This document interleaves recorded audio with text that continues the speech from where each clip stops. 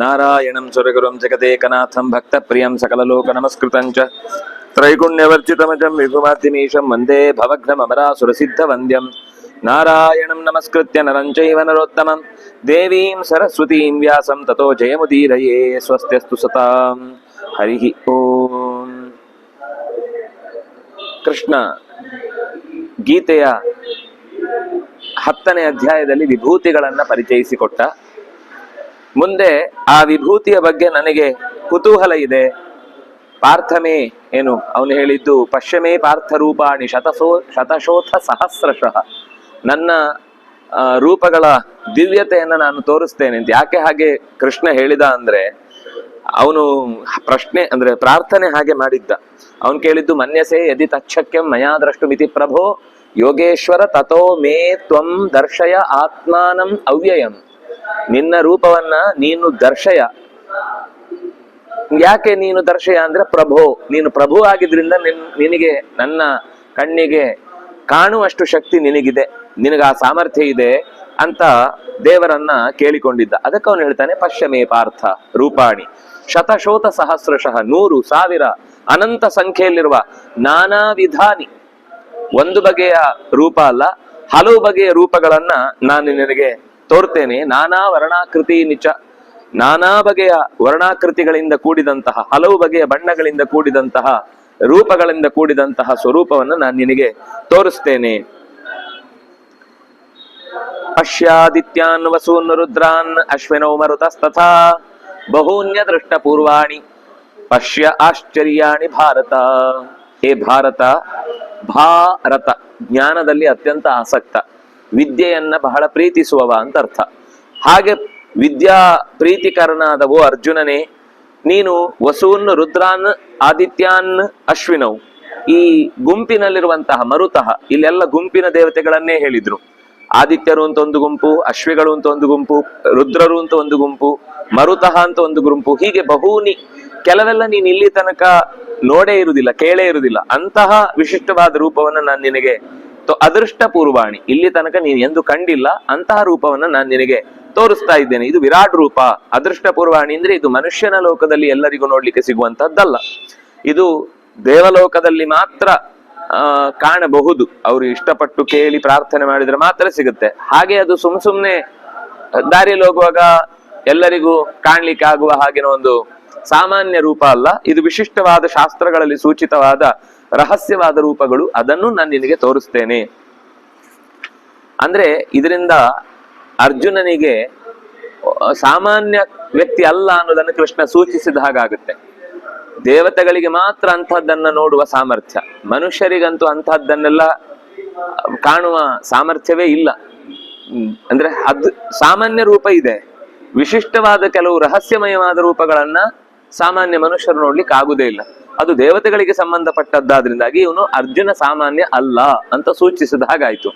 ಇಹೈಕಸ್ತಂ ಜಗತ್ಕೃಸ್ತಂ ಪಶ್ಯಾದ್ಯ ಸಚರಾಚರಂ ಮಮ ದೇಹೇ ಕುಡಾಕೇಶ ಯಚ್ಚಾನ್ಯ ದ್ರಷ್ಟುಮಿಚ್ಛಸಿ.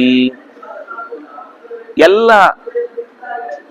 ದಿಕ್ಕುಗಳಲ್ಲೂ ತುಂಬಿಕೊಂಡಿರುವ ಚರಾಚರ ಪ್ರಪಂಚದ ಒಳಗೆ ನೆಲೆಸಿರುವಂತಹ ಅಷ್ಟು ರೂಪಗಳಿವೆ ಅಲ್ಲ, ಅದು ಏಕಸ್ಥಂ, ಅದು ಒಂದೇ. ಇಷ್ಟು ವ್ಯಾಪ್ತಿಗಳ ರೂಪಗಳನ್ನ ನಾನು ತೋರಿದ್ನಲ್ವಾ, ಅದರಲ್ಲಿ ಇರುವ ಎಲ್ಲಾ ರೂಪಗಳಲ್ಲಿರುವ ಒಬ್ಬ ನಾನೇ.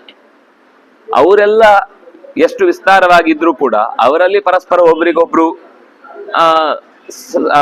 ಏನು ಅವರ ಯೋಗ್ಯತೆಯ ಮಟ್ಟ, ಯೋಗದ ವಿಶೇಷ, ಸ್ವಭಾವದ ವ್ಯತ್ಯಾಸ, ಇದರಿಂದ ಅವರು ಭಿನ್ನವಾಗಿದ್ರು ಕೂಡ ಅದರಲ್ಲಿ ಇರುವಂತಹ ವ್ಯಕ್ತಿ ನಾನು ಒಬ್ಬನೇ. ಇಹ ಏಕಸ್ಥಂ ಜಗತ್ಕೃತ್ಸ್ನಂ, ಇಡೀ ಜಗತ್ತಿನ ಎಲ್ಲ ಕಡೆಗಳಲ್ಲೂ ತುಂಬಿರುವಂತಹ ನಾನು ಪಶ್ಯ, ಅದನ್ನು ಸರಿಯಾಗಿ ಗಮನಿಸು. ಹೆಚ್ಚಾನ್ಯ ದ್ರಷ್ಟುಮಿಚ್ಛಸಿ, ಇನ್ನು ನಾನು ತೋರಿಸ್ಬೇಕು ಅನ್ಕೊಂಡಿದ್ದನ್ನು ತೋರಿಸಿದ್ದೇನೆ. ನಿನಗಿನ್ನೇನಾದ್ರೂ ನೋಡ್ಬೇಕು ಅಂತ ಇಚ್ಛೆ ಇದ್ರೆ ಅದನ್ನು ಹೇಳು, ಅದನ್ನೂ ಕೂಡ ನಾನು ನಿನಗೆ ದರ್ಶನ ಮಾಡಿಸ್ಲಿಕ್ಕೆ ಖಂಡಿತ ಸಮರ್ಥನಾಗಿದ್ದೇನೆ. ಅದಕ್ಕೆ ಇದನ್ನ ಸಾಮಾನ್ಯ ವ್ಯಕ್ತಿಗಳು ಯಾರು ನೋಡ್ಲಿಕ್ಕೆ ಸಾಧ್ಯ ಇಲ್ಲ. ನತುಮಾಂ ಶಕ್ಯಸೇ ದ್ರಷ್ಟುಂ ಅನೇನೇವ ಸ್ವಚಕ್ಷುಷ, ಈ ಕಣ್ಣಿನಿಂದ ನೋಡ್ಲಿಕ್ಕೆ ಆಗುದಿಲ್ಲ. ಸ್ವಚಕ್ಷುಷ ಅಂದ್ರೆ ದೇಹದ ಕಣ್ಣಿನಿಂದ ನೋಡ್ಲಿಕ್ಕೆ ಆಗುದಿಲ್ಲ.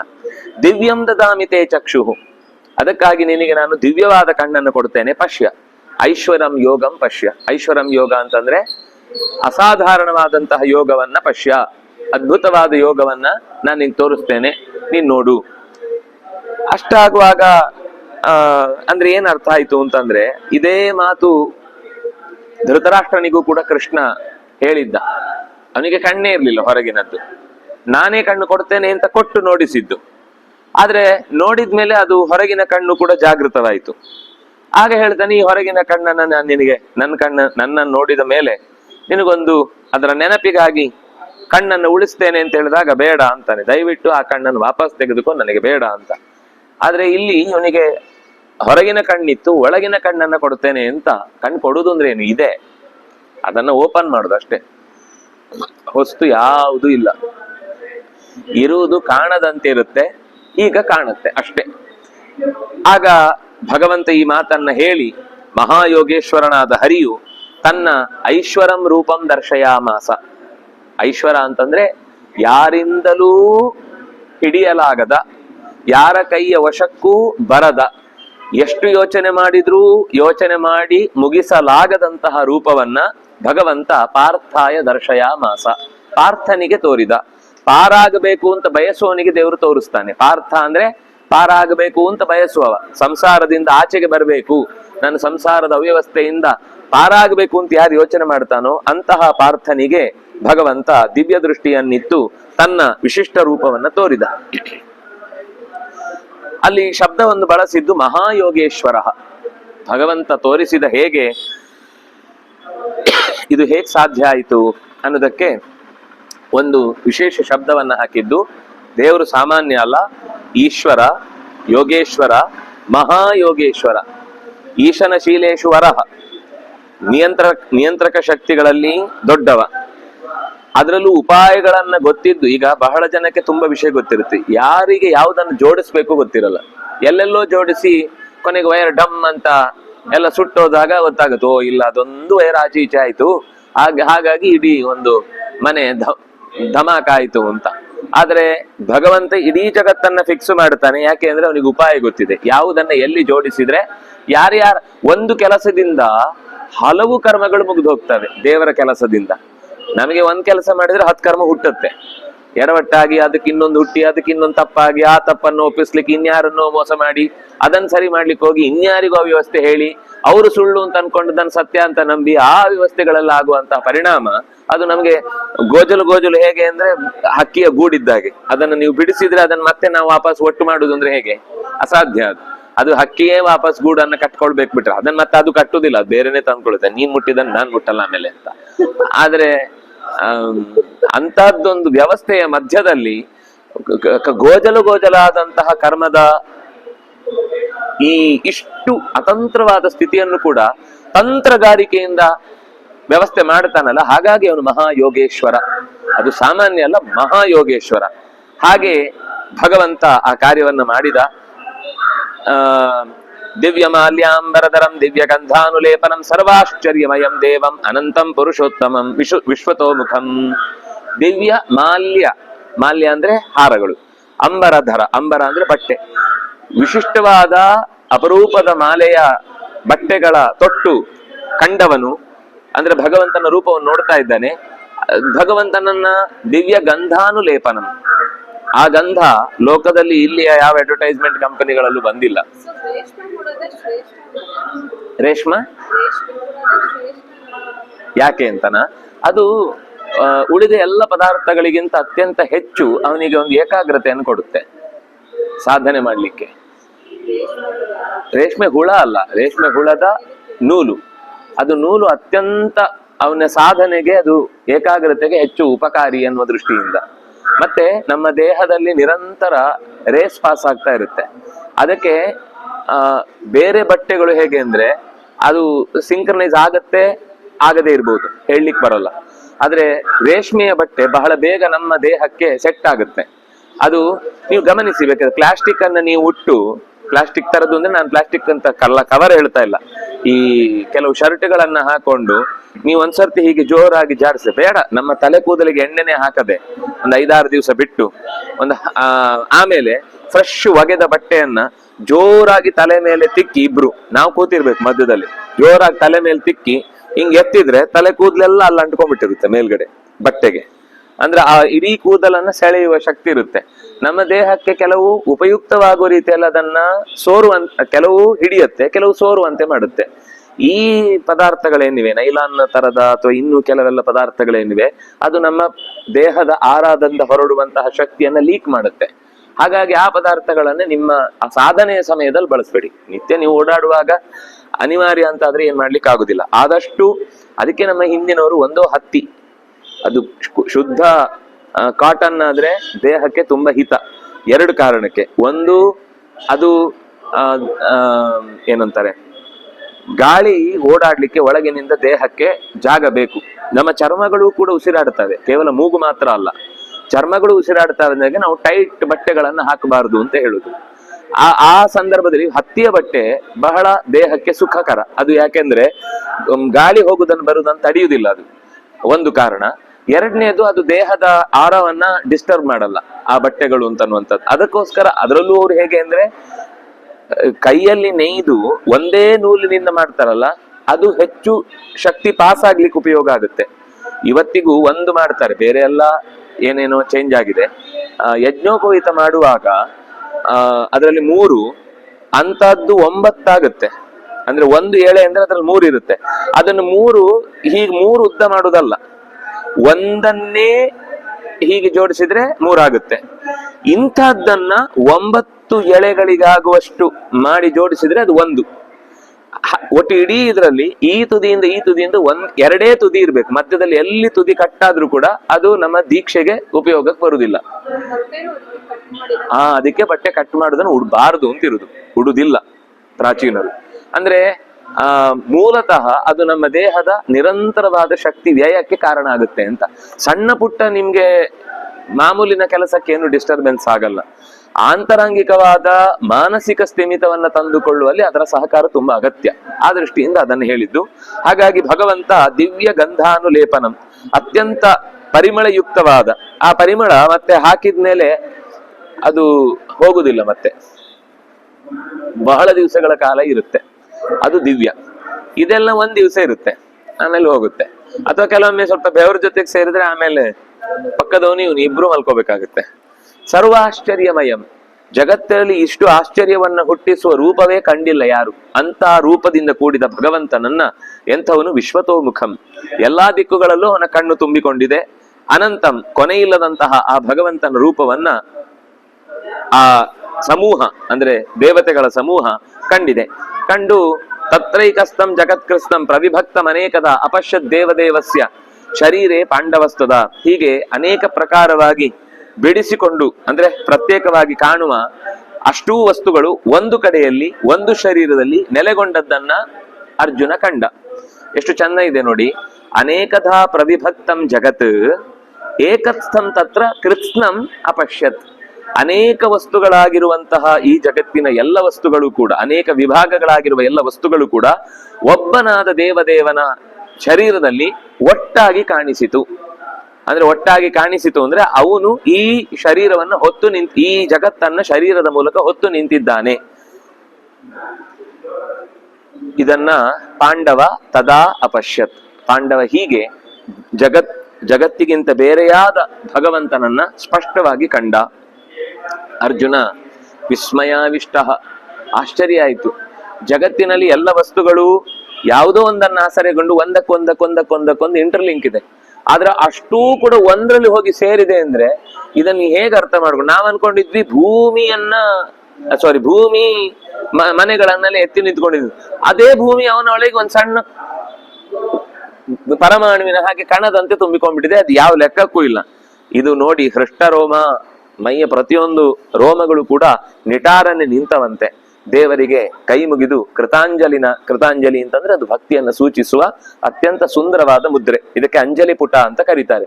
ಮೊಗ್ಗಿನ ರೂಪದಲ್ಲಿ ಕೈಗಳನ್ನು ಮುಚ್ಚಿಕೊಂಡು ಮಧ್ಯದಲ್ಲಿ ಶಕ್ತಿಯನ್ನ ಆಧಾನ ಮಾಡುವ ಸ್ವೀಕಾರದ ಮುದ್ರೆ ಇದು. ಅಂದ್ರೆ ಇನ್ನೊಬ್ಬರಿಂದ ದೊಡ್ಡವರಿಂದ ಶಕ್ತಿಯನ್ನ ಸ್ವೀಕಾರ ಮಾಡುವ ವಿಧಾನಕ್ಕೆ ಅಂಜಲಿ ಬಂಧ ಅಂತ ಹೇಳುದು. ಆ ಮುದ್ರೆಯಿಂದ ಕೈ ಮುಗಿಸಿಕೊಂಡು ತಲೆಯನ್ನ ಪೂರ್ತಿ ಶಿರಸಾ ಪ್ರಣಮ್ಯ, ಸಾಷ್ಟಾಂಗ ಪ್ರಣಾಮ. ಸಾಷ್ಟಾಂಗ ಅಂದ್ರೆ ತಲೆಯಿಂದ ಹಿಡಿದು ಕಾಲಿನ ಹೆಬ್ಬೆರಳಿನ ತನಕ ಎಲ್ಲವನ್ನೂ ಕೂಡ ದೇವರಿಗೆ ಸಮರ್ಪಿಸಿದ್ದೇನೆ ಅನ್ನುವ ಭಾವದ ನಮಸ್ಕಾರ.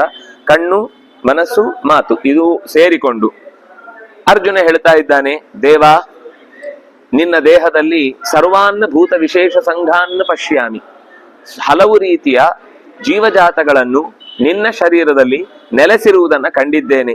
ಆಶ್ಚರ್ಯ ಏನು ಗೊತ್ತಾ, ಚತುರ್ಮುಖ ಕೂತಿದ್ದಾನೆ ಭಗವಂತನ ತೊಡೆಯಲ್ಲಿ, ಅವನ ತೊಡೆಯಲ್ಲಿ ಶಿವ ಕೂತಿದ್ದಾನೆ. ಕಮಲಾಸನಸ್ಥಂ ಈಶಂ ಪಶ್ಯಾಮಿ. ಕಮಲಾಸನಸ್ಥ, ಕಮಲಾಸನ ಅಂದ್ರೆ ಚತುರ್ಮುಖ, ಚತುರ್ಮುಖನ ತೊಡೆಯಲ್ಲಿ ಅಸ್ಥ ಅಂದ್ರೆ ಕೂತಿರುವ. ಭಗವಂತನ ತೊಡೆಯಲ್ಲಿ ಬ್ರಹ್ಮ ಕೂತಿದ್ದಾನೆ, ಬ್ರಹ್ಮನ ತೊಡೆಯಲ್ಲಿ ಶಿವ ಕೂತಿದ್ದಾನೆ. ಅಂದ್ರೆ ಅದು ಕ್ರಮವಾಗಿ ಅದರ ಬೆಳವಣಿಗೆಯನ್ನು ಹೇಳುವ ರೀತಿ. ಆಮೇಲೆ ಅವನ ಪರಂಪರೆಯಲ್ಲಿ ಋಷೀನ್ಷ್ಟ ಸರ್ವಾನ್ ಉರಗಾಂಷ್ಟ ದಿವ್ಯಾನ್. ಅಷ್ಟೇ ಅಲ್ಲ, ಕಮಲಾಸನನಾದಂತಹ ಚತುರ್ಮುಖ, ಆ ಚತುರ್ಮುಖನ ತೊಡೆಯಲ್ಲಿರುವಂತಹ ಈಶಾ, ಅವನಲ್ಲಿ ಸೇರಿಕೊಂಡಿರುವ ಸರ್ವ ಋಷಿಗಳು, ಆ ಋಷಿಗಳು ಕೂಡ ಎಲ್ಲ ಇಡೀ ಜಗತ್ತಿನ ಮೂಲೆ ಮೂಲೆಗಳನ್ನು ವ್ಯಾಪಿಸಿದ್ದಾರೆ. ಅಷ್ಟೇ ಅಲ್ಲ, ನಿನ್ನ ಶರೀರದಲ್ಲಿ ಹಲವು ಬಗೆಯ ಸರ್ಪಗಳನ್ನು ಕೂಡ ನಾನು ಕಂಡಿದ್ದೇನೆ. ಅಂದ್ರೆ ಇಲ್ಲಿ ಮುಖ್ಯವಾಗಿ ಶೇಷನನ್ನು ಸೇರಿ ಅವನ ದೊಡ್ಡ ಪರಿವಾರ ಇದೆ, ಅದು ಕೂಡ ಇಲ್ಲಿ ಬಂತು ಅಂತ ಅರ್ಥ. ಅನೇಕ ಬಾಹು ಉದರ ವಕ್ರ ನೇತ್ರಂ, ಹಲವು ಬಗೆಯ ತೋಳು, ಹಲವು ಬಗೆಯ ಹೊಟ್ಟೆ, ಹಲವು ಬಗೆಯ ಮುಖ, ಹಲವು ರೀತಿಯ ಕಣ್ಣು. ಸರ್ವತೋನಂತ ರೂಪಂ, ಎಲ್ಲ ಕಡೆ ತುಂಬಿರುವಂತಹ ಅನಂತ ರೂಪನಾದ ಭಗವಂತನನ್ನ ಪಶ್ಯಾಮಿ. ಒಂದು ಎಂಡು ನೋಡ್ಬೇಕಲ್ಲ ಈ ರೂಪವನ್ನ, ಆ ಕಡೆ ನೋಡ್ತಾನೆ, ಆ ಕಡೆ ನೋಡ್ತಾನೆ, ಆ ಕಡೆ ನೋಡ್ತಾನೆ, ಆ ಕಡೆ ನೋಡ್ತಾನೆ, ನೋಡಿ ನೋಡಿ ನೋಡಿ ಯಾವ ಮೂಲೆಗೆ ಹೋದ್ರೆ ಎಂಡಿಲ್ಲ.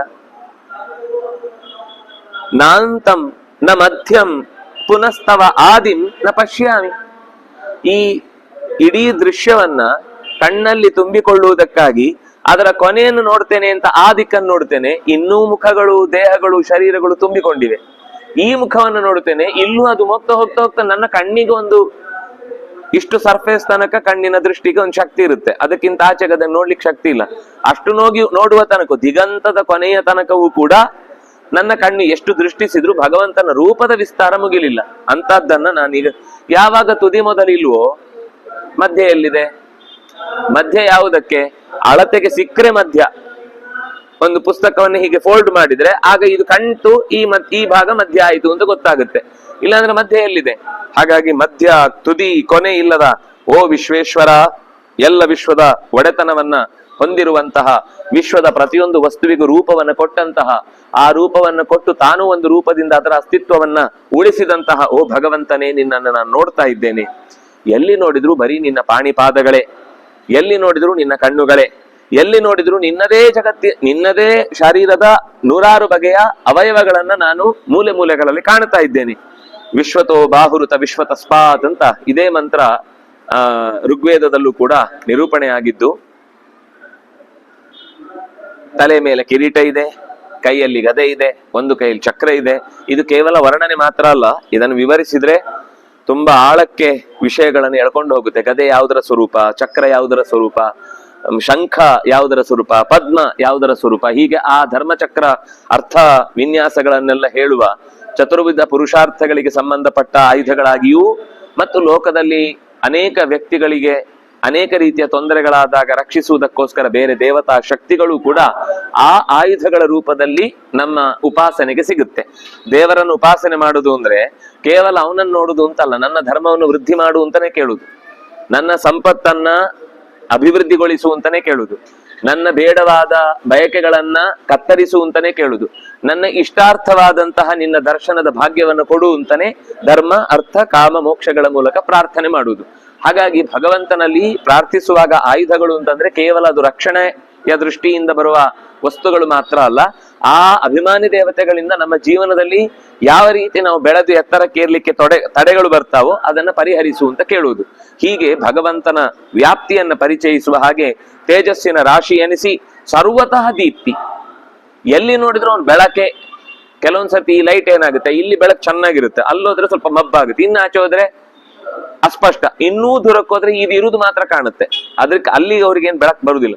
ಇನ್ನೂ ದೂರಕ್ಕೆ ಹೋದ್ರೆ ಅದು ಮರೆ ಆಗುತ್ತೆ. ಈಗ ನಾವು ಬಹಳ ಎತ್ತರಕ್ಕೆ ಹೋದ್ರೆ ವಿಮಾನದ ಮೂಲಕ ಆವಾಗ ಸ್ವಲ್ಪ ಲೈಟ್ ಕಾಣುತ್ತೆ. ಯಾವುದು ಕಾಣುತ್ತೆ ಅಂದ್ರೆ ಯಾವುದು ತುಂಬಾ ಪ್ರಖರವಾಗಿರುತ್ತೆ ಅದು ಮಾತ್ರ ಕಾಣುತ್ತೆ.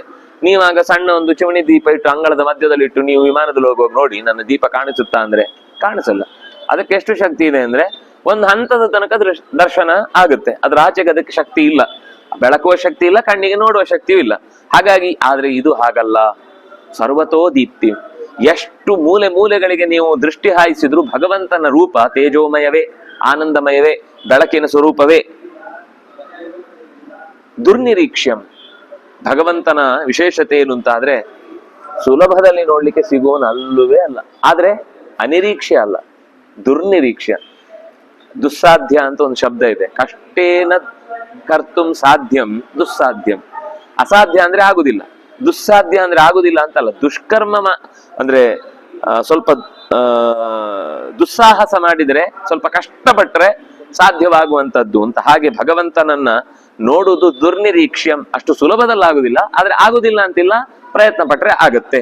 ಅಂತಹ ಈಗ ತಾನೇ ಹುಟ್ಟಿ ಬಂದ ಸೂರ್ಯನ ಬೆಳಕಿನ ರೂಪದ ಬೆಳಕಿನಿಂದ ತುಂಬಿದವ ಅನ್ನುವುದನ್ನ ಹೇಳಿ, ಅಪ್ರಮೇಯ, ಎಷ್ಟು ತಿಳಿದ್ರೂ ಕೂಡ ತಿಳಿದು ಮುಗಿಸಲಾಗದ ಭಗವಂತನನ್ನು ನಾನು ನೋಡ್ತಾ ಇದ್ದೇನೆ. ನೀನು ನಾಶವಿಲ್ಲದವ, ಜ್ಞಾನದ ತುತ್ತ ತುದಿಯನ್ನ ಏರಿದವ, ಪರಮಂ, ಮಾ ಲಕ್ಷ್ಮಿಯನ್ನ ಮೀರಿದವ, ಮಾ ಅರಿವನ್ನ ದಾಟಿದವ, ಮಾ ಬೇಡ ಅಂತ ನಿನಗೆ ಯಾರು ತಡೆಯೋರೇ ಇಲ್ಲ, ನೀನೇ ಪರ. ನಿನಗೆ ಮಾ ಅಂತ ಬೇಡ ಅದ್ ಮಾಡ್ಬೇಡ ಅಂತ ಹೇಳೋರು ನಿನಗೆ ಯಾರು ಇಲ್ಲ, ಅದನ್ನ ನೀನ್ ಪರಮ. ವೇದಿತವ್ಯಂ, ತಿಳಿಯಲೇಬೇಕಾದ್ದು. ವಿಶ್ವಸ್ಯ ಪರಂ ನಿಧಾನಂ, ಈ ಜಗತ್ತಿಗೆ ಮೂಲ ಸ್ವರೂಪದ ನಿಜವಾದ ಕಾರಣೀಭೂತನಾದ ವ್ಯಕ್ತಿ ನೀನೆ. ನೀನು ನಾಶವಾಗದವನು, ಏಕಪ್ರಕಾರವಾಗಿರುವವನು, ಧರ್ಮವನ್ನ ನಿರಂತರ ರಕ್ಷಿಸುವವನು, ಎಲ್ಲದಕ್ಕಿಂತ ಹಳಬನು. ಅಷ್ಟೇ ಅಲ್ಲ, ಈ ಪ್ರತಿಯೊಂದು ಶರೀರದಲ್ಲೂ ಕೂಡ, ಪುರ ಅಂದ್ರೆ ಶರೀರ, ಪ್ರತಿಯೊಂದು ಪುರದಲ್ಲೂ ಕೂಡ ಪೂರ್ಣ ಪ್ರಮಾಣದಲ್ಲಿ ನೆಲೆಸಿ ಜಗತ್ತಿನ ಅಸ್ತಿತ್ವವನ್ನು ಕಾಪಾಡಿದವನು. ಪುರುಷೋ ಮತೋಮೇ ಸನಾತನಸ್ತ್ವಂ ಪುರುಷೋ ಮತೋಮೇ ಅಂತ ಪ್ರಾರ್ಥನೆ ಮಾಡ್ತಾನೆ. ಹೀಗೆ ಇದು ಹಾಗೇನೆ ಶಾಶ್ವತ ಧರ್ಮಗೋಪ್ತ. ಈ ಶಬ್ದಗಳನ್ನೆಲ್ಲ ಬಿಡಿಸ್ತಾ ಹೋದ್ರೆ ಭಗವಂತನ ಅನೇಕ ಅಪರೂಪದ ಗುಣಗಳ ಚಿಂತನೆ ಅಲ್ಲಿ ಬರುತ್ತೆ. ಒಂದೇನೋ ತುಂಬಾ ದೊಡ್ಡ ಪ್ರಮಾಣದಲ್ಲಿ ಪ್ರಾಚೀನ ವ್ಯವಸ್ಥೆಗೆ ವಿರುದ್ಧವಾದ ರೀತಿಯಲ್ಲಿ ಪ್ರವಾಹದ ರೂಪದಲ್ಲಿ ಏನೋ ಸಾಕ್ತಾ ಇದ್ರೆ, ಮೂಲ ತತ್ವದಲ್ಲಿ ಭಗವಂತನ ಎಚ್ಚರ ಬರ್ಲಿಕ್ಕೆ ಏನ್ ಬೇಕೋ ಅದು ಭಗವಂತ ಉಳಿಸಿಯೇ ಉಳಿಸ್ತಾನೆ, ಅದು ನಾಶ ಆಗುದಿಲ್ಲ. ವಸ್ತುಗಳ ಈಗ ಪ್ಲೈವುಡ್ನಿಂದ ಆಗ್ತಾ ಇದ್ದಿದ್ದು ಹಿಂದೆ ಮರದಿಂದ ಆಗ್ತಾ ಇತ್ತು, ಅದಕ್ಕಿಂತ ಹಿಂದೆ ಕಲ್ಲಿನಿಂದ ಮಾಡ್ತಾ ಇದ್ರು, ಇನ್ನು ಮುಂದೆ ಇನ್ನೇನೋ ಬೇರೆ ಮೆಟೀರಿಯಲ್ ಬರ್ಬೋದು. ಇದೆಲ್ಲ ಏನ್ ಬೇಕಾದ್ರೂ ಬದಲಾಗ್ಬೋದು. ಆದ್ರೆ ಈ ರೀತಿ ಕೂತು ಚರ್ಚಿಸುವ ವಿಷಯದಲ್ಲಿ ಏನು ಒಂದು ತಾತ್ವಿಕವಾದ ಚಿಂತನೆ ಇದೆ, ಅದು ನಿರಂತರ ಹರಿತಾ ಇರುತ್ತೆ. ಮಧ್ಯ ನಷ್ಟವಾದ್ರೂ ಕೂಡ ಭಗವಂತನೇ ಒಂದು ರೂಪದಿಂದ ಮತ್ತೆ ಒಬ್ಬ ಯಾರೋ ಅಗತ್ಯ ಇದ್ದ ಶಿಷ್ಯನೊಬ್ಬ ಬಂದು ಕೇಳ್ತಾನೆ, ಅವನಿಗೆ ಹೇಳ್ತಾನೆ, ಅದರ ಮೂಲಕ ಜ್ಞಾನದ ಪರಂಪರೆ ಹರಿದು ಬರುತ್ತೆ. ಹಾಗೆ ಇಲ್ಲೂ ಕೂಡ ಏನಾಯ್ತು ಅಂದ್ರೆ ಭಗವಂತನೇ ಆ ತನ್ನ ವ್ಯಾಪ್ತಿಯನ್ನ, ತನ್ನ ವಿಸ್ತಾರವನ್ನ ಹೇಳ್ತಾನೆ. ದ್ಯಾವಾ ಪೃಥಿವ್ಯೋರಿದಮಂತರಂ ಹಿ ವ್ಯಾಪ್ತಂ ತ್ವಯೈಕೇನ ದಿಶಶ್ಚ ಸರ್ವಾಹ ದೃಷ್ಟ್ವಾ ಅದ್ಭುತಂ ರೂಪಮುಗ್ರಂ ತವೇದಂ ಲೋಕತ್ರಯಂ ಪ್ರವ್ಯಥಿತಂ ಮಹಾತ್ಮನ್. ಅರ್ಜುನನಿಗೆ ಹಾಗೆ ಕಾಣಿಸ್ತು.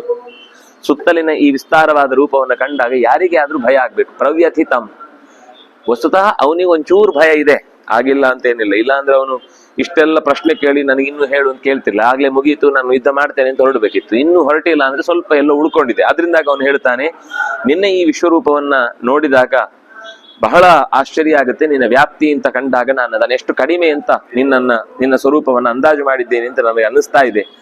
ಯಾಕಂದ್ರೆ ಅವನಿಗೆ ಹಾಗೊಂದು ಯೋಚನೆ ಬಂತು, ಇಷ್ಟು ಜಗತ್ತಿನ ವ್ಯಾಪ್ತಿಯನ್ನು ಹೊಂದಿದ ಭಗವಂತನನ್ನು ನನ್ನ ಕೆಲಸಕ್ಕಾಗಿ ಜೋಡಿಸಿಕೊಂಡಲ್ವಾ ಅಂತ. ದೇವ್ರ ನಾನು ಹಾಗೆ ಬದುಕಿದ್ರಿಂದಲೇನೆ ನಿಮಗೆ ರಾಜ್ಯ ಮರಳಿ ಸಿಗುವುದಕ್ಕೆ ಸಾಧ್ಯ ಆಯಿತು ಅನ್ನೋದನ್ನ ಹೇಳಿ, ಮೂರು ಲೋಕಗಳು ಕೂಡ ವ್ಯಥಿತಂ ದುಃಖಗೊಂಡಿರುವಂತೆ ಅವನಿಗೆ ಕಾಣಿಸಿತು.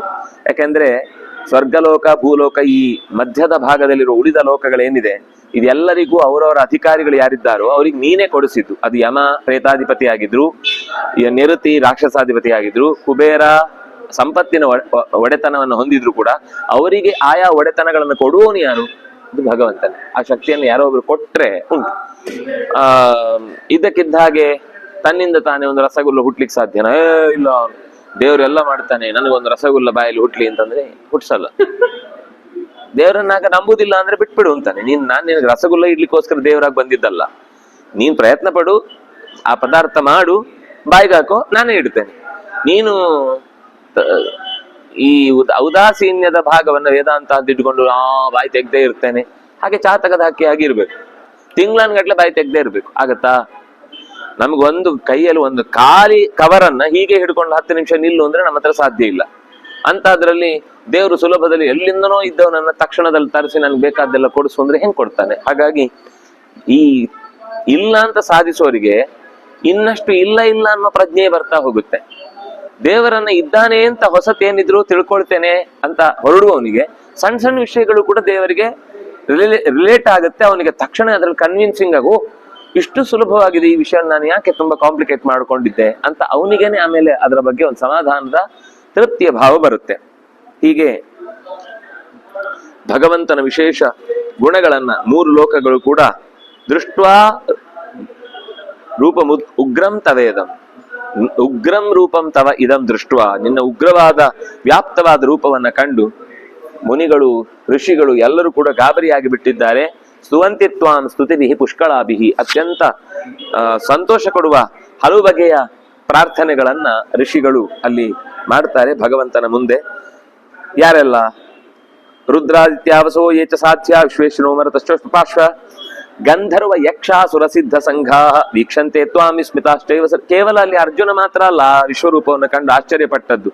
ಈ ರುದ್ರಗಣಗಳು, ಆದಿತ್ಯಗಣಗಳು, ವಸುಗಣಗಳು ಮತ್ತು ಸಾಧ್ಯರು, ವಿಶ್ವೇ ದೇವತೆಗಳು, ಅಶ್ವಿ ದೇವತೆಗಳು, ಮರುತಃ, ಊಷ್ಮಪಾಹ, ಗಂಧರ್ವ ಯಕ್ಷಾಹ, ಸುರಸಿದ್ಧ ಸಂಘಾಹ ವೀಕ್ಷಂತೆ ತ್ವಾಂ ವಿಸ್ಮಿತಾಶ್ಚೈವ ಸರ್ವೇ. ಈ ಎಲ್ಲರೂ ಕೂಡ ಅದರ ಗಂಧರ್ವರು, ಯಕ್ಷರು, ಕಿನ್ನರರು, ಕಿಂಪುರುಷರು, ಈಗ ಸಿದ್ಧವಾದ ಗೊಂಬುಗಳೇನಿವೆ ಎಲ್ಲವೂ ಕೂಡ ಒಟ್ಟಿಗೆ ಕೃಷ್ಣನನ್ನ ಅತ್ಯಂತ ಆಸ್ಥೆಯಿಂದ ನೋಡ್ತಾ ಇದ್ದಾರೆ. ಊಷ್ಮಪಾಹ ಅಂತಂದ್ರೆ, ಊಷ್ಮ ಅಂದ್ರೆ ನಾವು ಬೆಳಿಗ್ಗೆ ಕನ್ನಡಿ ಮುಂದೆ ಹೀಗೆ ನಿಂತು ಅಂತಂದ್ರೆ ಒಂದು ಗಾಳಿ ಬಂದು ಕನ್ನಡಿ ಒಂಥರ ಮಂಜು ಮಂಜಾಗುತ್ತೆ, ಅದನ್ನ ಊಷ್ಮ ಅಂತ ಕರೀತಾರೆ. ಅವರು ಆಹಾರ ಬೇರೆ ಏನೂ ಇಲ್ಲ, ಪ್ರಕೃತಿಯಲ್ಲಿ ತಾನಾಗಿ ಹಬೆ ಹೇಳುತ್ತಲ್ಲ ಅದನ್ನೇ ಬಾಯಿ ತೆಗೆದು ಕುಡಿದು ಮತ್ತೆ ಯಥಾ ಪ್ರಕಾರ ಜಪ ಮಾಡ್ತಾ ಇರ್ತಾರೆ, ತಪಸ್ಸು ಮಾಡ್ತಾ ಇರ್ತಾರೆ. ಇದು ನಮ್ಗೆ ಕೇಳ್ಲಿಕ್ಕೆ ಮಾತ್ರ ಚಂದ, ನಾನೊಂದ್ ದಿವ್ಸ ಮಾಡ್ತೇನೆ ಅಂದ್ರೆ ಮಾಡ್ಲಿಕ್ಕೆ ಆಗದೆ ಇರುವ ಪ್ರಸಂಗ. ನಮ್ಮ ಪ್ರಕಾರ ಲಾಜಿಕ್ ಏನು? ಹಾಗೆ ತಿನ್ನದೇ ಇದ್ದವರು ಅನಾರೋಗ್ಯದಿಂದ ಹೊಟ್ಟೆ ಅಲ್ಸರ್ ಆಗಿ ಸತ್ತೋಗ್ಬೇಕಿತ್ತು. ಆದ್ರೆ ಅವರಿಗೆ ಅದರ ಪ್ರಕೃತಿಯಲ್ಲಿರುವ, ನಮ್ಮ ಹತ್ರ ಯಂತ್ರ ಬಂದಿದೆ, ನಂಬ್ತೇವೆ ನಾವು, ಯಂತ್ರ ಇದೆ ಒಂದು. ಹಾಗೆ ಪ್ರಕೃತಿಯಲ್ಲಿರುವ ಗಾಳಿಯಲ್ಲಿರುವ ನೀರನ್ನ ಸ್ವೀಕರಿಸಿ, ನಿಮ್ಗೆ ಇಡೀ ಮಳೆನೇ ಬರ್ಲಿಲ್ಲ ಅಂತ ಇಟ್ಕೊಳ್ಳಿ, ಮಳೆ ಬರ್ಲಿಲ್ಲ ಅಂದ್ರು ಆ ನೀರು ಫಿಲ್ಟರ್ ತರ ಇರುತ್ತೆ, ಈ ಆಕ್ವಾ ಗಾರ್ಡ್ ಇರುತ್ತೆ ಹಾಗೆ ಒಂದಿರುತ್ತೆ, ಅದು ಈ ಸುತ್ತಲಿನ ಗಾಳಿಯಲ್ಲಿರುವ ನೀರನ್ನ ಹೀರಿ ನೀವು ಟ್ಯಾಪ್ ಆನ್ ಮಾಡಿದ್ರೆ ನೀರು ಬರುತ್ತೆ. ಎಲ್ಲಿಂದ ಬಂತು ಅಂದ್ರೆ ಗಾಳಿನೇ ಹೇಳುತ್ತದೆ. ಗಾಳಿ ಹೇಗೆ ಅಂತಂದ್ರೆ ಅದು ಕೂಡ ಮತ್ತೆ ನೀರೇ ಅಲ್ವಾ, ಬಿಡಿಸಿದ್ರೆ ಓ ಮತ್ತೆ ಹೆಚ್ಚು, ಅದರಲ್ಲಿ ಇರುವುದು ಒಳಗೆ ನೀರೇ. ನೀರಿನ ಸ್ವರೂಪದಲ್ಲಿರುವಂತಹ ಕೆಲವು ಗುಣಧರ್ಮಗಳು ಬೇರೆ ಅನ್ನುವ ದೃಷ್ಟಿಯಿಂದ ಅದಕ್ಕೆ ಹೆಸರು ಬೇರೆ ಕೊಡ್ತೇವೆ ಅಷ್ಟೇ. ಮೂಲತಃ ಎಲ್ಲರೂ ವಿಸ್ಮಿತರಾಗಿ ನಿಂತಿದ್ದಾರೆ ಭಗವಂತನ ರೂಪವನ್ನು ನೋಡುವಲ್ಲಿ. ವಿಶ್ವೇ ದೇವಾಸ್ತು ವಿಶ್ವಾಯ ಯಜ್ಞರೇ ದಶ ವಿಶ್ರುತಾಃ ಕ್ರತುರ್ದಕ್ಷ ಶ್ರವ ಸತ್ಯ ಕಾಲ ಕಾಮೋ ಧುನಿಸ್ತಥಾ ಕುರ್ವಾನ್ನ ಪ್ರಭವಾಂಶ್ಚೈವ ರೋಚನಶ್ಚ ತೇ ದಶ. ಒಂದು ನಿಮಿಷ, ಏನಿದೆ ನೋಡೋಣ, ಒಂದೇ ನಿಮಿಷ. 12 ಮಂದಿ ಸಾಧ್ಯರು ಮತ್ತೆ ರುದ್ರರು ಅವರು 11 ಜನ, ಆದಿತ್ಯರು 12 ಜನ, ವಿಶ್ವೇ ದೇವತೆಗಳು 10 ಜನ, ವಸು ಅವರು 8 ಜನ, ಅಶ್ವಿ ದೇವತೆಗಳು 2. ಹೀಗೆಲ್ಲ ಗುಂಪಿನ ದೇವತೆಗಳನ್ನೇ ಅಲ್ಲಿ ಹೇಳಿದ್ದಾರೆ. ಅದರಲ್ಲಿ ವಸು, ಸತ್ಯ, ಋತು, ದಕ್ಷ, ಕಾಲ, ಕಾಮ, ಧೃತಿ, ಕುರು, ಪುರೂರವಸ್, ಆಮೇಲೆ ಮಾದ್ರವ ಅಂತ ಹೀಗೆ ವಿಶ್ವೇ ದೇವತೆಗಳ ಹೆಸರನ್ನ ಉಲ್ಲೇಖ ಮಾಡ್ತಾರೆ. ಅದು ಶ್ರಾದ್ದಾದಿಗಳಲ್ಲಿ ಸತ್ಯವಸು ಸಂಜ್ಞಾನಂ ಅಂತ ವಿಶ್ವೇ ದೇವತೆಗಳ ಹೆಸರನ್ನು ಹೇಳುವಾಗ ಶ್ರಾದ್ದದಲ್ಲಿ ಈ ಇಬ್ಬರಿಬ್ಬರ ಹೆಸರನ್ನೇ, ದುರಿಲೋಚನ ಅಂತ ಒಂದು ಕ್ರಮದಲ್ಲಿ, ಸತ್ಯವಸು ಸಂಜ್ಞಕ ಅಂತ ಸಾಂವತ್ಸರಿಕ ಶ್ರಾದ್ದದಲ್ಲಿ, ಪುರೂರವ ಆರ್ದ್ರವ ಅಂತ 2 ಗುಂಪನ್ನು. ಅಂದ್ರೆ ಶ್ರಾದ್ದದಲ್ಲಿ ಒಂದು ದೇವ ಪೂಜಾ ಸ್ಥಾನ ಅಂತಿರುತ್ತೆ, ಪಿತೃಗಳ ಪೂಜಾ ಸ್ಥಾನ ಅಂತಿರುತ್ತೆ. ಅವರಿಬ್ಬರಿಗೆ ಪಿತೃ ಸ್ಥಾನದಲ್ಲಿ ಬಂದವರಿಗೆ ಆಹಾರ ಅಂದ್ರೆ ಅನ್ನದಾನ ಅನ್ನುವುದೇ ಶ್ರಾದ್ದ. ನಮ್ಮ ತಲೆಯಲ್ಲಿ ಶ್ರಾದ್ದ ಅಂದ್ರೆ ಪಿಂಡ ಪ್ರದಾನ ಅಂತ. ಪಿಂಡ ಪ್ರದಾನ ಶ್ರಾದ್ದದ ಪ್ರತೀಕ ಅಷ್ಟೇ. ನಿಜವಾಗಿ ಶ್ರಾದ್ದ ಯಾವುದು ಅಂತಂದ್ರೆ ಆ ಪಿತೃಸ್ಥಾನದಲ್ಲಿ ಕೂತಂತಹ ಯೋಗ್ಯನಿಗೆ ಅನ್ನದಾನ ಮಾಡುವುದು ಅನ್ನುವುದೇ ನಿಜವಾದ ಶ್ರಾದ್ದದ ಮುಖ. ಅದಕ್ಕೆ ನೀವು ಗಮನಿಸಿ, ಪುರಾಣಗಳಲ್ಲಿ ಎಲ್ಲಿ ಹೋದ್ರು ಯಾರೋ ಒಳ್ಳೆಯ ವ್ಯಕ್ತಿಗಳು ಬಂದ್ರೆ ತಿಥಿ ನಕ್ಷತ್ರ ವಾರ ಏನ್ ನೋಡ್ಲಿಕ್ಕಿಲ್ಲ, ಅವ್ರು ಬಂದ್ರ ಅವತ್ತೇ ಅವ್ರ ನಮ್ಮ ಮನೆಯಲ್ಲಿ ನಮ್ಮ ಪಿತೃಗಳ ಪ್ರೀತಿಗಾಗಿ ನಾವು ಅಂದ್ರೆ ಆಗ್ಲೇ ಅನ್ನವನ್ನ ಸಿದ್ಧಪಡಿಸಿ ಹಾಕ್ಬೇಕು. ನಿನ್ನೆದ್ ಮೊನ್ನೆದ್ ಊಟ ಮಾಡ್ಕೊಂಡು ಹೋಗಿ ಅಂತ ಹೇಳುವುದಲ್ಲ. ಸಿದ್ಧಪಡಿಸಿದ ಅನ್ನವನ್ನ ಹಾಕಿ ಪಿತೃದೇವತೆಗಳು ತೃಪ್ತರಾಗ್ಲಿ ಅಂತ ಮಾಡಿದ್ರೆ ನಾವು 100 ಜನರನ್ನ ಕರೆದು ಶ್ರಾದ್ದ ಮಾಡೋದಕ್ಕಿಂತ ಹೆಚ್ಚು ಪುಣ್ಯ. ಅಕಸ್ಮಾತ್ತಾಗಿ ಒಬ್ರು ಹಿರಿಯರು ಬಂದಾಗ ನಾವು ಅವರಿಗೆ ಮನಸ್ಸು ತುಂಬಿ ಊಟ ಹಾಕ್ತೇವಲ್ಲ, ಅದು ನಿಜವಾದ ಶ್ರಾದ್ದ. ಆದ್ರೆ ಒಂದು ಪ್ರಾರ್ಥನೆ ಇರಬೇಕು, ಪಿತೃಗಳ ಪ್ರೀತಿಗೋಸ್ಕರ ಇದನ್ನ ಮಾಡ್ತಾ ಇದ್ದೇನೆ ಅಂತ ಈ ದೇವತೆಗಳನ್ನ ಸ್ಮರಿಸಿ ನಾವು ಕೃಷ್ಣಾರ್ಪಣ ಬಿಟ್ಟೆವು ಅಂತಾದ್ರೆ ಅದು ಪೂರ್ಣ ಪ್ರಮಾಣದ ಶ್ರಾದ್ದ ಆಗುತ್ತೆ ಅಂತ. ಹೀಗೆ ಅಂತಹ ಎಲ್ಲ ಪಿತೃಗಳು, ಗಂಧರ್ವರು, ಅಸುರರು, ಸಿದ್ಧರು, ಯಕ್ಷರು, ಕಿನ್ನರರು, ಕಿಂಪುರುಷರು, ಚಾರರು, ವಿದ್ಯಾಧರರು, ಹೀಗೆ 100 ಬಗೆಯ ದೇವತೆಗಳ ರಾಶಿ ಅವರ ಶರೀರದ ಒಂದೊಂದು ಭಾಗಗಳಲ್ಲಿ ಕಾಣಿಸಿತು. ಭಗವಂತನ ಭಾಗದಲ್ಲಿ ಊಷ್ಮಪಾಹ ಅಂತ ಪಿತೃದೇವತೆಗಳ ಹೆಸರು. ಊಷ್ಮ ಆ ಹಬೆಯನ್ನೇ ಆಹಾರವಾಗಿ ಸ್ವೀಕರಿಸುವಂತಹ ಮಂದಿ. ರೂಪಂ ಮಹತ್ತೇ ಬಹುವಕ್ತ್ರ ನೇತ್ರಂ ಮಹಾಬಾಹೋ ಬಹುಬಾಹೂರುಪಾದಂ ಬಹುದರಂ ಬಹುದಂಷ್ಟ್ರಾಕರಾಳಂ ದೃಷ್ಟ್ವಾ ಲೋಕಃ ಪ್ರವ್ಯಥಿತಾಸ್ತಥಾಹಂ. ಅನೇಕ ರೀತಿಯ ಮುಖಗಳಿಂದ, ದಾಡೆಗಳಿಂದ, ಕಣ್ಣುಗಳಿಂದ, ತೋಳುಗಳಿಂದ ಕೂಡಿದಂತಹ ಭಗವಂತನ ಕರಾಳ ರೂಪವನ್ನ ನೋಡ್ತಾ ಇದ್ರೆ ಜಗತ್ತೆಲ್ಲ ಒಂದು ರೀತಿ ಭಯಗೊಂಡಿದೆ. ಅದು ವಸ್ತುತಃ ಜಗತ್ತಿನಲ್ಲಿ ಎಲ್ಲರೂ ನೋಡ್ತಿಲ್ಲ, ಕೆಲವರು ಮಾತ್ರ ನೋಡ್ತಾ ಇರೋದು. ಆದ್ರೆ ಅಂತಹ ರೂಪವನ್ನ ಕಂಡಾಗ ಎಂಥವರಿಗಾದ್ರೂ ಭಯ ಆಗತ್ತೆ ಅನ್ನೋದನ್ನ ಯೋಚಿಸಿ ಅರ್ಜುನ ಅದನ್ನ ತನ್ನ ವಿಷನ್ ನಲ್ಲಿ ಕಾಣ್ತಾ ಇದ್ದಾನೆ. ಆದಿತ್ಯವರ್ಣಂ ನಭಸ್ಪೃಶಂ ದೀಪ್ತಮನೇಕ ವರ್ಣಂ ವ್ಯಾಪ್ತಾನನಂ ದೀಪ್ತ ವಿಶಾಲ ನೇತ್ರಂ ದೃಷ್ಟ್ವಾ ಹಿ ತ್ವಾಂ ಪ್ರವ್ಯಥಿತಾಂತರಾತ್ಮ ಧೃತಿನ್ನ ವಿಂದಾಮಿ ಶವಂಚ ವಿಷ್ಣು. ಆಕಾಶದ ಯಾವುದೋ ಒಂದು ಭಾಗದ ತನಕವೂ ಬೆಳಕಿನ ಮೂರ್ತಿಯಾಗಿ ತುಂಬಿಕೊಂಡಿರುವ ತೆರೆದ ಬಾಯಿಗಳಿಂದ ಕೂಡಿದ, ಬಾಯಿಗಳಿಂದ, ಕಣ್ಣಿನಿಂದ, ಎಲ್ಲಿಂದ ತೆಗೆದ್ರು ಬರೀ ಬೆಳಕೆ. ಬಾಯಿ ತೆಗೆದ್ರು ಬೆಳಕು, ಕಣ್ ತೆಗೆದ್ರು ಬೆಳಕು, ಕಿವಿ ತೆಗೆದ್ರು ಬೆಳಕು, ಮೂಗಿಲು ಉಸಿರಾಡಿದ್ರು ಕೂಡ ಅದು ಶಾಖಯುಕ್ತವಾದದ್ದೇ. ಅಂತಹ ಬೆಂಕಿ ಅಂತ ನಾವು ಇವತ್ತು ಕಲ್ಪಿಸಿದ ಹಾಗೆ ಬೆಂಕಿ ಆಗ್ಬೇಕಾಗಿಲ್ಲ, ಬೆಳಕು ಕೊಡುವಂತಹ ಒಂದು ಜ್ವಾಲೆ.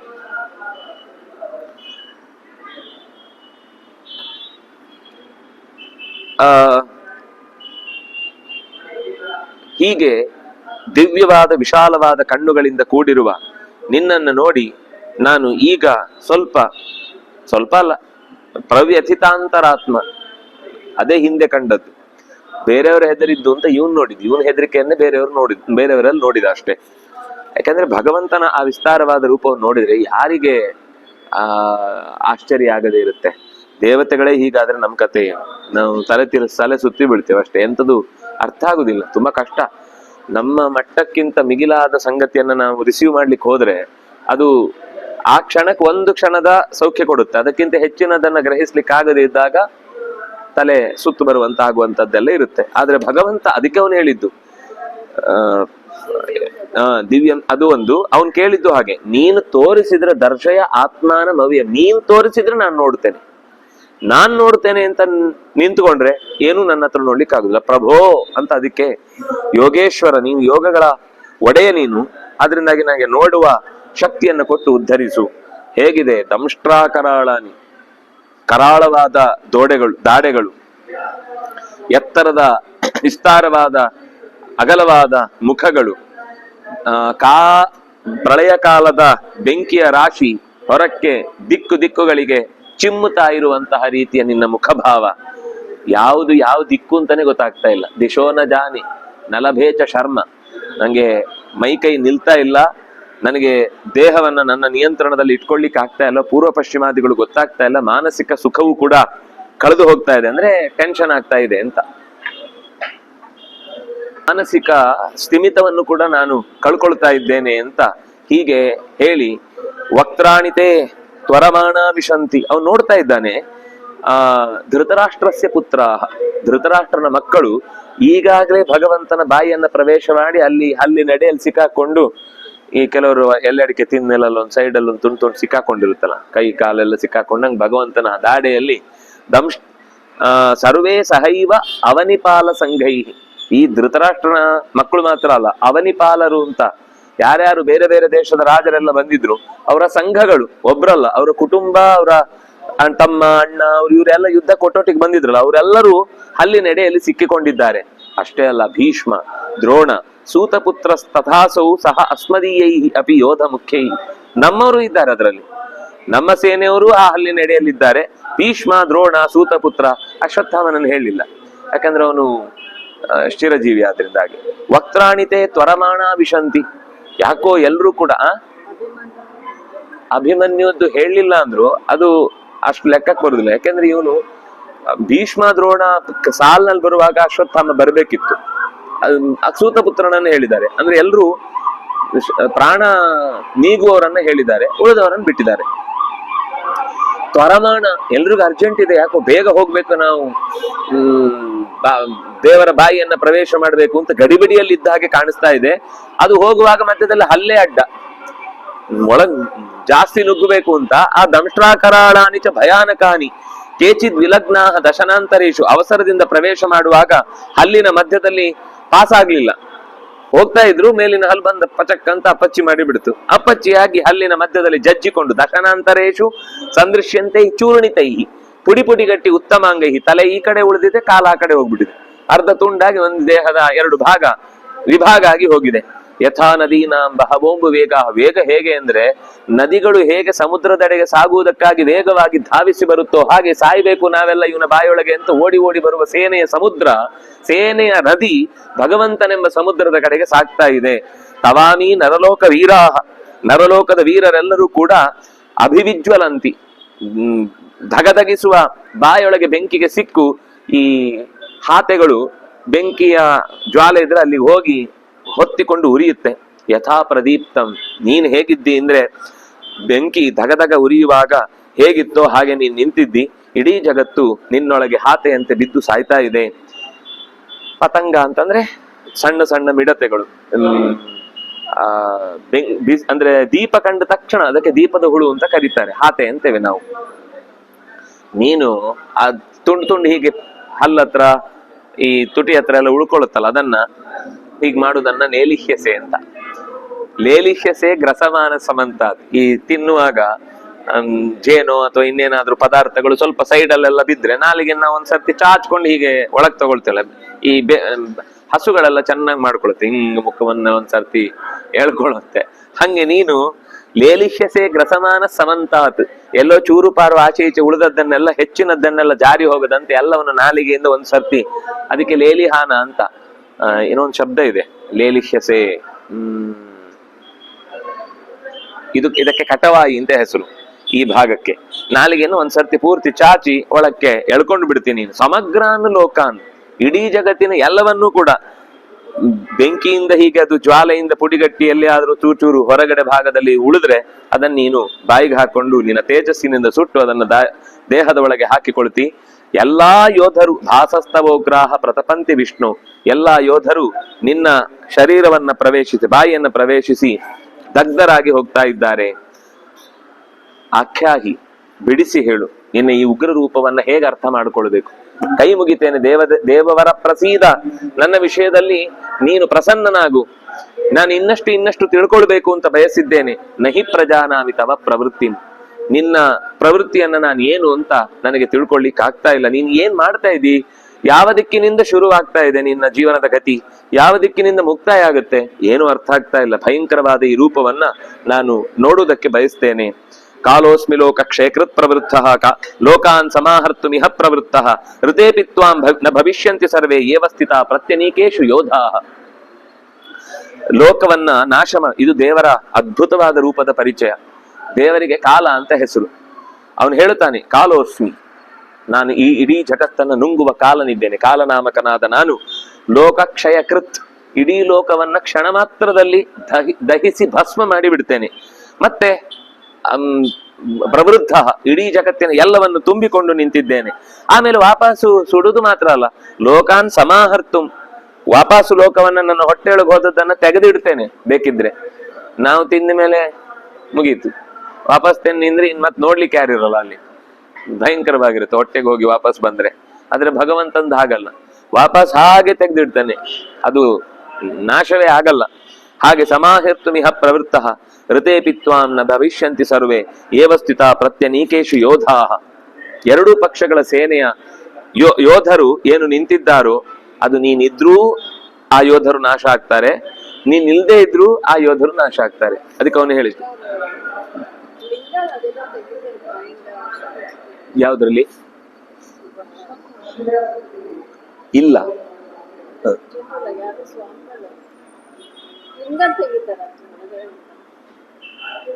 ಏನೋ ಮ್ಯಾಜಿಕ್ ಗಿಜಿಕ್ ಇರ್ಬೇಕಷ್ಟೇ. ಯಾರು ಅಲ್ಲಲ್ಲ, ಎಲ್ಲರೂ ಕಂಡಿದ್ದಾರೆ, ಸಾಯೋರನ್ನು ವಿಶೇಷವಾಗಿ ಉಲ್ಲೇಖ ಮಾಡಿದ್ದಾರೆ ಅಷ್ಟೇ. ಅರ್ಜುನನಿಗೆ ಅವನೇ ನೋಡೋನಾದ್ರಿಂದಾಗಿ ಅವನನ್ನ ಅಲ್ಲಿ ನೋಡ್ಬೇಕಾದ ಪ್ರಸಂಗ ಇಲ್ಲ. ಉಳಿದವರನ್ನ ನೀನ್ ಕೊಲ್ಲೋರು ಅಂತ ಯಾರನ್ನ ಅನ್ಕೊಂಡಿದ್ಯ, ಅವ್ರು ಯಾರು ಸಾಯಲ್ಲ, ಅವ್ರು ಯಾರು ಕೂಡ ನಿನ್ನಿಂದ ಸಾಯೋರಲ್ಲ. ಅದಕ್ಕೆ ಅವನು ಹೇಳಿದ್ರು ನೃತೆ ಪಿತ್ವಾಂ ನ ಭವಿಷ್ಯಂತಿ ಸರ್ವೇ, ಸರ್ವೇ ತ್ವಾಂ ಋತೆ ಅಪಿ ನ ಭವಿಷ್ಯಂತಿ. ನೀನ್ ಇಲ್ದೇ ಹೋದ್ರು ಕೂಡ ಅವ್ರನ್ನ ಯಾರು ಉಳಿಸ್ಲಿಕ್ಕೆ ಆಗಲ್ಲ, ಅವ್ರು ಸಾಯಲೇಬೇಕು, ಸಾಯ್ತಾರೆ. ನೀನು ನಿನ್ನ ಜವಾಬ್ದಾರಿ ಅಂತ ಅನ್ಕೊಂಡ್ ಮಾಡಿದ್ರೆ ಅದರೊಂದು ಪುಣ್ಯದ ಭಾಗ ಸಿಗುತ್ತೆ. ಇಲ್ಲಾಂದ್ರೆ ನೀನ್ ಸುಮ್ನೆ ನಿಂತ್ರು ಅವ್ರು ಸಾಯ್ತಾರೆ, ನಿಂಗ್ ಪುಣ್ಯ ಇಲ್ಲ ಅಷ್ಟೇ. ನಿಂಗ್ ಸಿಕ್ಕಿದ ಅಪರೂಪದ ಕರ್ತವ್ಯ ಪಾಲನೆಯ ಲಾಭ ಕಳ್ಕೊಳ್ತೀನಿ ನೀನು.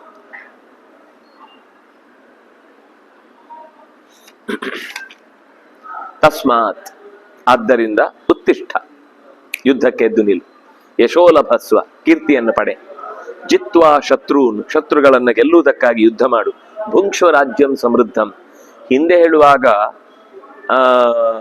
ನಿನಗೆ ಗೆಲುವು ಸೋಲು ಯಾವ್ದಾದ್ರು ಒಂದು ಕನ್ಫರ್ಮ್ ಅನ್ನೋ ತರ ಹೇಳಲಿಲ್ಲ. ಆದ್ರೆ ಇಷ್ಟು ಕೇಳಿದ್ಮೇಲೆ ಅವನಲ್ಲಿ ಒಂದು, ಈಗ ನನಗೆ ಅರ್ಥ ಆಗಿದೆ ನೀನು ಹೇಳಿದ್ದು, ನಾನು ಯುದ್ಧಕ್ಕಾಗಿ ಸಿದ್ಧನಿದ್ದೇನೆ ಅಂತ ಒಂದು ಮಾತು ಹೇಳಿ, ಆದ್ರೆ ನಿನ್ನ ವಿಸ್ತಾರವಾದ ರೂಪವನ್ನು ನೋಡ್ಬೇಕು ಅಂತ ಬಯಕೆ ಇದೆ ಅಂತ ಕೇಳಿದ್ದಕ್ಕೋಸ್ಕರ ಈಗ ನಿಶ್ಚಯವಾದ ಮಾತು ಹೇಳ್ತಾನೆ. ಈಗೇನು ಹೇಳಿದ? ಜಿತ್ವಾ ಶತ್ರುನ್ ಭುಂಕ್ಷ ರಾಜ್ಯಂ ಪ್ರವೃದ್ಧಂ. ರಾಜ್ಯವನ್ನ, ಸಮೃದ್ಧವಾದ ರಾಜ್ಯವನ್ನ ಈಗ ನೀನು ಉಣುವುದಕ್ಕೆ ನಾನು ನಿನಗೆ ಜಯವನ್ನ ತಂದು ಕೊಡ್ತೇನೆ. ಜಯ ನಿನ್ನ ಪಕ್ಷದಲ್ಲೇ ಇದೆ. ಅದು ಅಂಥ ಲೆವೆಲ್ನಲ್ಲಿ ಒಬ್ಬ ತನ್ನ ಸಾಧನೆಯನ್ನು ಮುಗಿಸಿದ್ದ ಅಂದ್ರೆ ಅವನಿಗೆ ನಿಶ್ಚಯ ಆಗತ್ತೆ, ನಾನು ಖಂಡಿತ ಇದರಲ್ಲಿ ಗೆದ್ದು ಬರ್ತೇನೆ ಅಂತ. ಅದು ಸಿದ್ಧಿಯಾಗಿದ್ರೆ ಮಾತ್ರ ಗೊತ್ತಾಗುತ್ತೆ, ಇಲ್ಲ ಅಂದ್ರೆ ಗೊತ್ತಾಗಲ್ಲ. ಆದ್ರೆ ಒಂದು, ನೀನ್ ಗೆಲ್ತಿ, ಆದ್ರೆ ನೀನ್ ಗೆದ್ದದ್ದು ಅಂತ ಅನ್ಕೊಂಡ್ರೆ ಸೋಲ್ತಿ. ಮಯೈವೈತೆ ನಿಹತಾ ಪೂರ್ವಮೇವ. ನೀನ್ ಈ ಯುದ್ಧದಲ್ಲಿ ಯಾರನ್ನು ಕೊಲ್ತೇನೆ ಅಂತ ಅನ್ಕೊಂಡಿದ್ದೆ, ಅವ್ರು ಮಯೈವೈತೆ ನಿಹತಾ, ನಾನು ಈಗಾಗ್ಲೇ ಕೊಂದಾಗಿದೆ, ಅವರನ್ನ ಕೊಂದು ನಿಲ್ಸಿದ್ದೇನೆ. ನೀನು ಹೊಡೆದಾಗ ಬೀಳ್ತಾರಷ್ಟೇ. ನಿಮಿತ್ತ ಮಾತ್ರ ಭವ ಸಭ್ಯ ಸಾಚಿ. ನೀನೇನು ಅಂದ್ರೆ ಒಂದು ನಿಮಿತ್ತ, ನಿನ್ನ ಮೂಲಕ ಇವರೆಲ್ಲ ಸಾಯ್ಬೇಕಿದೆ ಅಂತ ಲೋಕದಲ್ಲಿ ಒಂದು ನೀನು ಪ್ರತಿಜ್ಞೆಯನ್ನು ಮಾಡಿದ್ದಿ, ಮತ್ತು ನಿನ್ನ ಹೆಸರಿನಲ್ಲಿ ಅವರ ಸಾವು ಬರೆದಿದೆ. ಅದನ್ನಾಗಿ ನೀನು ಅದನ್ನು ಸೇರಿಕೊಂಡು ಯುದ್ಧದಲ್ಲಿ ಅವರನ್ನ ಈಗ ಕೊಲ್ತಾ ಇದ್ದಿ. ವಸ್ತುತಃ ನಾನು ಅವರನ್ನ ಕೊಂದಾಗಿದೆ. ಅಂದ್ರೆ ಕೊಂದಾಗುದು ಅಂದ್ರೆ ಏನರ್ಥ? ಇಷ್ಟು ಹೊತ್ತಿಗೆ ಅವರು ಸಾಯ್ತಾರೆ ಅಂತ ನಿಶ್ಚಯ ಮಾಡಿದ್ದನ್ನ ಅದೇ ಕಾಲಕ್ಕೆ ಸಾಯುವಂತೆ ಮಾಡ್ಲಿಕ್ಕೆ ಯಾರಿಗೆ ತಾಕತ್ತಿದ್ಯೋ ಅವ್ನು ಕೊಂದಿದ್ದಾನೆ ಅಂತ ಅರ್ಥ. ಅವ್ರು ಸತ್ತಿದ್ದಾರೆ ಅಂತ ಅರ್ಥ. ಅದೇನು ಇಲ್ಲಿ ಕೊಂದು ಮತ್ತೆ ಅವ್ರನ್ನ ಜೀವ ಮಾಡಿ ಮತ್ತೆ ಅರ್ಜುನನ್ ಕೈಗೆ ಸಾಯಿಸ್ತಾ ಇದ್ದಾರ? ಹಾಗಲ್ಲ. ಮಯೈವೈತೆ ನಿಹತಾಹ ಅಂದ್ರೆ ಅವರು ಮುಂದಿನ ಇಷ್ಟು ಕ್ಷಣದಲ್ಲಿ ಪ್ರಾಣ ಬಿಡ್ತಾರೆ, ಅದು ಪ್ರಾಣ ಬಿಡುವ ಹಾಗೆ ಆ ಕಾಲವನ್ನು ಜೋಡಿಸುವ ಶಕ್ತಿ ಇರುವುದು ನನ್ನಲ್ಲಿ ಅನ್ನುವ ಕಾರಣಕ್ಕಾಗಿ ಭಗವಂತ ಹೇಳ್ತಾನೆ ಅವ್ರು ಸತ್ತಾಗಿದೆ ಅಂತ. ಈಗ ನಮ್ಗೆ ಕೆಲವೊಂದ್ಸರ್ತಿ ಒಂದು ಕೆಲಸ ಗ್ಯಾರಂಟಿ ಹಾಗೆ ಆಗತ್ತೆ ಅಂತ ಎಲ್ಲಿ ನಿಶ್ಚಯ ಇರುತ್ತೋ ನಾವ್ ಹೇಳ್ತೇವೆ ಅದು ಆಯ್ತು ಅಂತ. ಇನ್ನೂ ಹಾಗೆ ಇರಲ್ಲ, ಫೈಲ್ ಹೋಗ್ಬೇಕು, ಸೈನ್ ಆಗ್ಬೇಕು, ಅದು ವಾಪಸ್ ಬಂದು ಇವನ ಕೈಗೆ ಸಿಕ್ಕಿದ್ಮೇಲೆ ನಿಶ್ಚಯ. ಆದ್ರೆ ಅವನಿಗೆ ಏನ್ ನಂಬಿಕೆ ಅಂದ್ರೆ ಅಲ್ಲಿ ಬೇಕಾದ ವ್ಯವಸ್ಥೆ ಮಾಡಿಬಿಟ್ಟಿರ್ತಾನ ಅವನು. ಅವ್ರಿಗೆ ಏನು ಕೊಡ್ಬೇಕು, ಅವ್ರಿಗೇನು ಹೇಳ್ಬೇಕು, ಅವ್ರು ಯಾರ ಹತ್ರ ಇನ್ಫ್ಲೂಯೆನ್ಸ್ ಕೊಡ್ಬೇಕು, ಯಾರು ಅದಕ್ಕೆ ಬೇಕಾದವ್ರು ಫೋನ್ ಎಲ್ಲ ಮಾಡಿ ಆಗಿದೆ. ಅವ್ರು ಕೇವಲ ಸೈನ್ ಹಾಕಿ ಬರ್ಬೇಕಷ್ಟೇ. ಆಗ ಅವನು ಹೊರಗೆ ಬಂದ, ನೀವೇನ್ ಚಿಂತೆ ಮಾಡುದು, ಆಗೋಯ್ತು. ಎಲ್ಲಿದೆ, ಬರ್ತಾ ಇದೆ, ಮತ್ತೆ ಆಗೋಯ್ತು ಅಂತ. ಆಗತ್ತೆ ರೀ, ಅದ್ರ ಅರ್ಥ ಆಗತ್ತೆ ಅಂತ ಅರ್ಥ. ಆಗೋಯ್ತು ಅಂದ್ರೆ ಆಗತ್ತೆ ಅಂತ ಅರ್ಥ. ಯಾಕಂದ್ರೆ ನನ್ಗೆ ಹೋಗಿ ಬಂದದ್ರ ನಿಶ್ಚಯ ಇದೆ ಅಂತ ನಾವು ಅದನ್ನ ಲೋಕದಲ್ಲಿ ಹಾಕಿ ಪ್ರಯೋಗ ಮಾಡ್ತೇವೆ. ಅದನ್ನ ದೇವರು ಹೇಳಿದ್ದು ಈಗಲೇ ನಿಹತಾಹ, ಕೊಂದಾಯ್ತು. ಆ ಕೊಂದಾಯ್ತು ಅನ್ನೋ ಶಬ್ದದ ಅರ್ಥ ನಾನೇ ಆ ಟೈಮಿಗೆ ಅದಕ್ಕೆ ಬೇಕಿರುವ ಸಾವನ್ನು ಕೊಡುವನಾದ್ರಿಂದಾಗಿ ಮಯೈವೈತೆ ನಿಹತಾ ಪೂರ್ವಮೇವ ಅಂತ ಹೀಗೆ ಭಗವಂತ ಹೇಳ್ತಾನೆ. ಹೇಳಿ ಆ ಇದನ್ನ